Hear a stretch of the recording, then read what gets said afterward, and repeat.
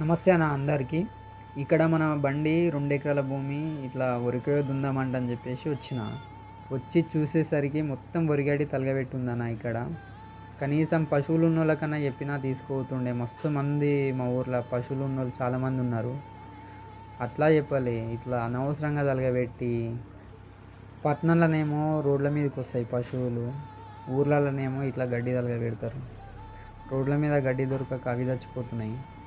ఊర్లలోనేమో ఇట్లా అహంకారంతో తలగబెడతారు. కనీసం పశువులు ఉన్నోళ్ళకి కన్నా చెప్తే ఇట్లా తీసుకుపోతుండేనేమో. ఇట్లా తలగబెట్టడం కరెక్ట్ కూడా కాదు అసలు. చాలా బాధేసిందన్న నాకైతే. పశువులు తినే మేతని ఇట్లా తలగబెట్టడం కరెక్ట్ కాదు. మనకే నష్టం అన్న అసలు. అట్లా తలగబెడితే భూమి లోపల ఉండే సూక్ష్మజీవాలు చనిపోతాయి, వాతావరణ పొల్యూషను. మా ఊర్లో పశువులు ఉన్నోళ్ళు కూడా చాలామంది ఉండే.